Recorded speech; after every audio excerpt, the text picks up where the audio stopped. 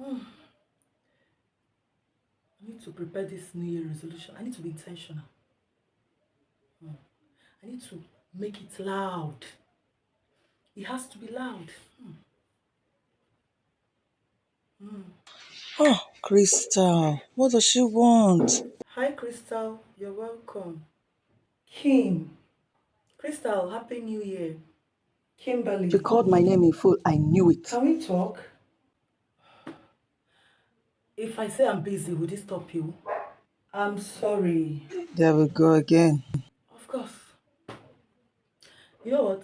You're not going to stop anyway, so I might as well stop what I'm doing and listen to you.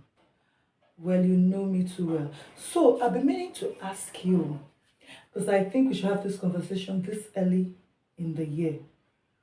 Um, so on New Year Eve, Oh, God. yes, December 31, I saw you at about 11:30 p.m.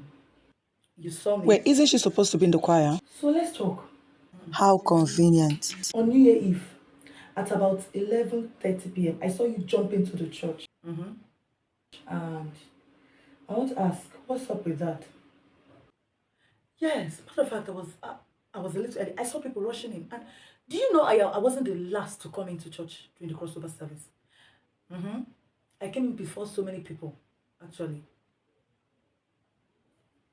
Okay, since you asked, I will answer you.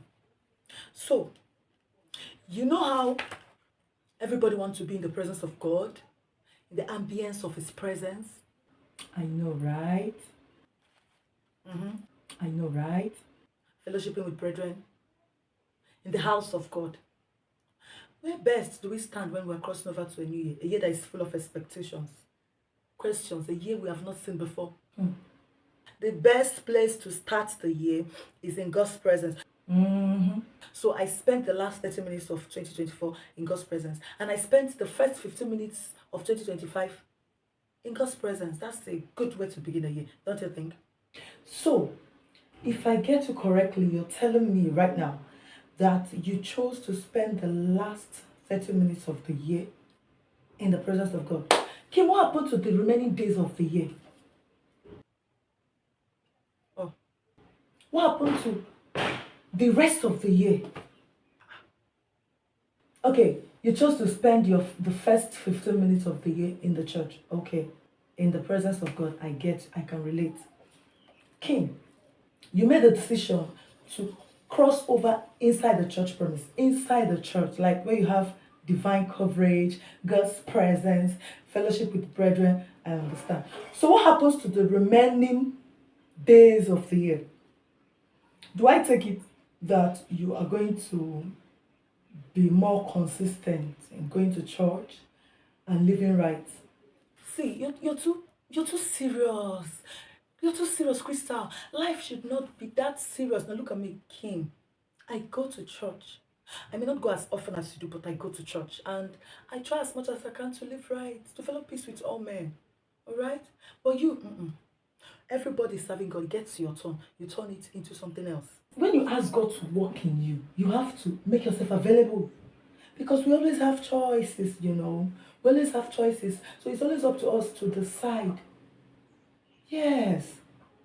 So what I'm saying is that it's not just enough that you crossed over inside the church as opposed to being in a party or in a club, right?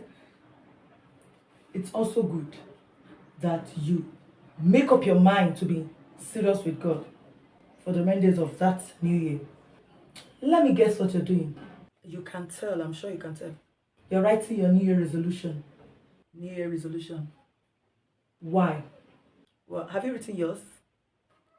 The Bible says, write your vision and make it plain, that everybody that sees it will run with it. I'm writing it so that I will remember. I will remind myself every time that these are the things I've decided to do. I mean, why spend so much time? Because I noticed you'll be writing for days now. Why spend so much time in writing a resolution that you and I know you're not going to do anything about? See, I'm being real, all right? I want us to start right. You've written your New Year resolution. Let me even see that. You want to see? Sure. Let me get to the beginning because I've been writing for a while, you know. Yes. I hope I can. Thank you. Wake up. Hey. But it's New Year resolution. Everybody does it. Everybody writes New Year resolution. So what are you saying? Mm. Kim, I read, I don't judge. So you said that you're going to be waking up every 12 midnight to pray. You're going to wake up by 3 a.m. to intercede. That's good. That's good.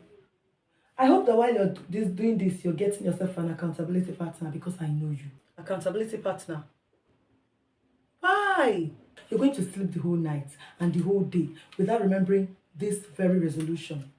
But I don't need that. I have the grace of God to work with. I don't need accountability partner. What I'm saying is that faith without work is dead. You have to decide to work out your salvation with fear and trembling. This is the new year. So be intentional. Anyways, what do I know? Do you have accountability partner? This is not the case of listen but don't judge. Okay, you know what? Let me have it back. Thank you, thank you. You read and you judged. Let me have it back. Thank you very much. Okay, like I said, I'm off. You don't realize your food is burning, right? Yes. Sister Crystal, you are about to make a burnt offering. Your food! Yes, let me go and finish my cooking. Take care, bye. Thank you. Madam, I read and you don't judge. You read and you judged. Everybody is doing year resolution. Okay, mine will not be different. I love you. Where did I stop? Become a better cook. Yes, cook better. The aroma of that food is divine. Talking about food. Complete my own 100 days of prayer and fasting. 100 days.